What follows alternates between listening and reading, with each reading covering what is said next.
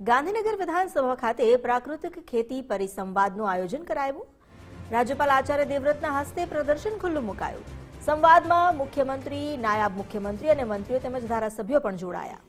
કે આજે આપણે પાણી વાપરી રહ્યા છીએ, પાણીની મુશ્કેલીઓ આપણે જોયેલી છે, ભવિષ્યમાં પણ પાણી આપણને એટલું ને એટલું જરૂરી છે અને આપણને બધાને ખબર છે કે જ્યારે મુશ્કેલી આવે તો પાણી ક્યાંયથી મેળવી શકાય એવું હોતું નથી।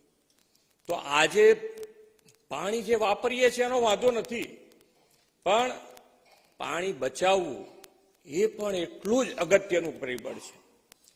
અને ભવિષ્યની ચિંતા કરીને માનનીય વડાપ્રધાન શ્રી આખા ભારત દેશમાં કેચ ધ રેન અંતર્ગત આ મુહિમ ઉપાડી છે કે વરસાદનું પાણી સંગ્રહ થાય તો સંગ્રહ કરીએ, સંગ્રહ ન થઈ શકે તો એ પાણી આપણે જમીનમાં કેવી રીતે ઉતારી શકાય એની મુહિમ આખા દેશમાં ઉપાડી છે। અને આપણે ગુજરાતમાં પણ એ મુહિમને આગળ વધારતા દરેક ધારાસભ્યને પણ એની અંદર 50 લાખ રૂપિયા ફક્ત અને ફક્ત આ કેચ ધ રેન અંતર્ગત કામ કરવા માટેના આપ્યા છે અને દર વર્ષે આપીશું, પણ એકે એક ટીપું પાણીનું આપણે એને સંગ્રહ થવો જ જોઈએ, બગડવું ન જોઈએ, એના ઉપર માન્ય વડાપ્રધાનશ્રીએ ભાર મૂક્યો છે। જેને કહેવાય કે 2 કદમ આગળનું વિચારીને હર હંમેશ માન્ય વડાપ્રધાનશ્રી ચાલતા આવ્યા છે અને એની ઉપર આપણે આગળ વધી રહ્યા છે। ત્યારે ગ્લોબલ વોર્મિંગની પણ આપણે ખૂબ વાતો કરીએ છીએ, તો ગ્લોબલ વોર્મિંગમાંથી નીકળવા માટેનો પ્રયત્ન શું હોઈ શકે, એના માટે આપણે કેવી રીતે આગળ વધી શકાય, તો ભાઈ ગ્લોબલ વોર્મિંગ માટે પણ જેટલું ગ્રીન કવરેજ આપણે વધારીશું તો જ આની અંદરથી બહાર નીકળાય એવું છે।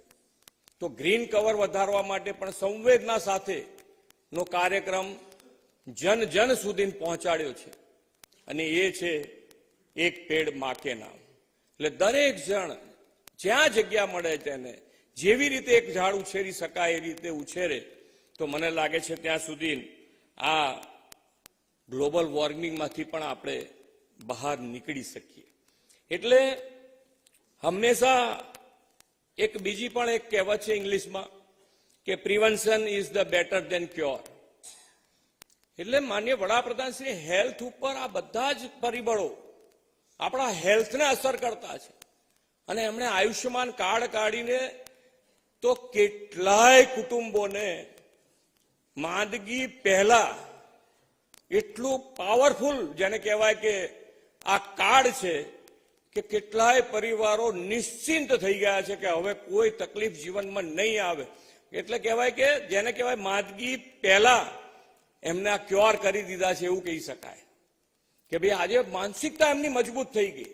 બીમારી આવતા પહેલા એમને એમ થઈ ગયું કે હવે બીમારી ઘણી વખત આપણે કહીએ છીએ કે એક સહેજ ટેકો આપો, મદદ આપણે એકબીજાના ત્યાં જઈને શું કરતા હોઈએ છીએ, હું બેઠો છું, બીજું શું કરતા હોઈએ, કોઈ મદદ આપણી લેતું હોતું નથી દરેક જગ્યાએ, પણ હું બેઠો છું। આ એ પ્રકારનું છે કે જે આજે દરેક જનને આખા દેશને જો સૌથી વધારે ગૌરવવંતું જો કાર્ય હોય તો એ આ આયુષ્યમાન કાર્ડ છે અને એના માટે માનનીય વડાપ્રધાનશ્રીને જેટલો આપણે આભાર વ્યક્ત કરીએ એટલો ઓછો।